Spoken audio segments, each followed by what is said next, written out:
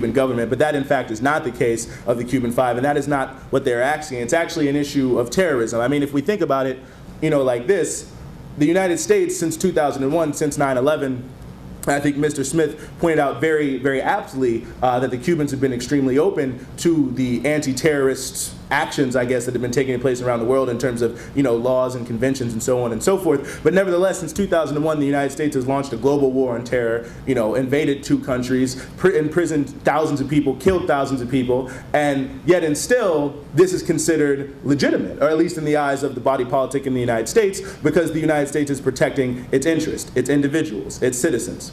5 Cubans who came to the United States unarmed, committed no crimes, but to do basically the same thing, to protect their friends, their family, the people they live with in their country against terrorism. But in fact, those people have been imprisoned, and imprisoned unjustly for many, many years in very harsh circumstances, often kept for months and months at a time in the hole. And so really this is an issue of terrorism, not an issue of whether you support Castro or you don't support Castro. The issue of the Cuban Five is, does Cuba as a country have the right to defend itself? Does Cuba as a country, or does the United States as a country, have the right to allow individuals to plan attacks against Cuba in impunity, allow them to live in the United States, move freely around the United States, organize militarily their actions? That's what's at stake here in the case of the Cuban Five. And there's many issues we can get into. Hopefully, in the question and answer, people will have more to say, and we can really get into the Cuban Five. But yeah, I think really that's all I'll say. I'll just end on the fact that when we look at the case of the Cuban Five, one thing that it's important to remember is they were not here. It wasn't like a cloak and dagger operation. And in fact, there was some information sharing between the Cuban government and the United States government around the issue of these terrorists in Miami and them being arrested in the illegal actions they were committing. But instead of taking any action against any organization planning terrorist actions from the United States against Cuba, past or present, the Cuban Five instead were arrested for gathering information against illegal acts that these people were committing, both against international law and United States law. And that's an important element, I think, of this case. So we'll hear more about the Cuban Five, and I think now we'll hear about the related case of Luis Posada Carriles. I said Jorge Posada. I don't know what I was thinking earlier, baseball. But we'll hear about Luis Posada Carriles from Attorney Jose Portillo. Thank you.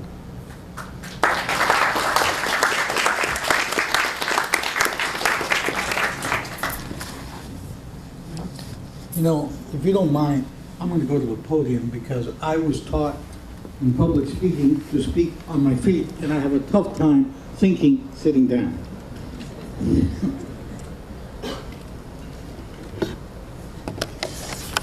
I was asked to speak about Posada Carriles, but really I looked at this program and it said Cuba, past, present, and future.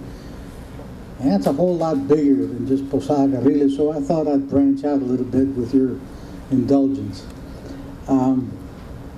I came here as a little boy a long, long time ago. I was 9 years old, and my mother at the time was fleeing, not communism, she was fleeing from her mother-in-law in Cuba. She hated her mother. She still hates her mother-in-law, even though the woman's been dead for 25, 30 years.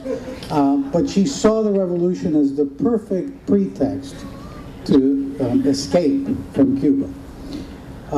We landed, as all Cubans, I guess, who come to the United States, in Miami.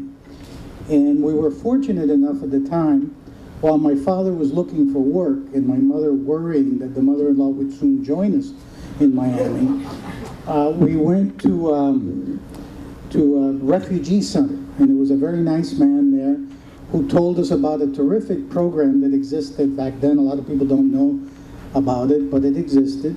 The U.S. government would pay a one-way ticket to any Cuban family who promised to leave Miami as long as they promised not to come back. And when my mother heard that, she saw the map on the table and she said, "Jose Ignacio, what is that city on the extreme left?" Miami's on the right at the bottom. And I said, "Los Angeles." So we not only fled Cuba, we fled Miami. And I grew up kind of in a different way than most Cuban Americans, but I have lived all of my adolescence and adult life with this abnormal relationship between the United States and Cuba. It's something that speaks home to me because I've never known anything else. And I've yearned for a certain sense of normalcy with the country where I was born and with the country where I live. To this day, I also have an abnormal situation in that my wife, my stepdaughter, my family lives in Cuba. I live in a suitcase. And it's hard as hell to go back and forth. But I do it, and I would love nothing better than for the United States and Cuba to mend fences and have a normal relationship. But there are what we call in Spanish, piedras en el camino, obstacles in the way. And there have been obstacles on the way from the beginning. Way, way back, if you have to go to the beginning of the foundation of this country to see really what's permeated U.S.-Cuba relations. And I picked up a couple little quotes here and there from people you may know from your history books. John Quincy Adams: "The annexation of Cuba to our federal republic will be indispensable to the continuance and integrity of the Union itself." He goes on, "There are laws of political as well as of physical gravitation, and if an apple, severed by the tempest from its native tree, cannot choose but fall to the ground, Cuba, forcibly disjoined from its own unnatural connection with Spain, and incapable of self-support, can gravitate only towards the North American Union, which by the same law of nature cannot cast her off from its bosom." Thomas Jefferson: "Cuba is the most interesting addition which could ever be made to our system of states." Robert Campbell, U.S. Consul in Cuba in 1843: "Cubans have an abiding conviction of their utter incapacity for self-government." General Albert Wood, he was the military governor of Cuba from 1900 to 1902. "We are dealing with a race that has steadily been going down for 100 years, into which we," meaning the United States, "have got to infuse new life, new principles, and new methods of doing things." Charles Magoon, not Mr. Magoo, but Mr. Magoon, U.S. Governor General of Cuba: "Cubans are hot-blooded, high-strung, nervous, excitable, and pessimistic. This makes it necessary for the U.S. to take them in hand, control, direct, and manage their government and public policy." I can go on, but I won't. But I'll finish with this one. George W. Bush: "We're not waiting for the day of Cuban freedom, we're working for the day." This is upon the presentation of a report called "Hastening the Cuban Transition Report of the Commission for the Assistance of Free Cuba. 62 steps that the U.S. was taking to trigger a regime change in Havana, even though Cuba doesn't belong to the Union."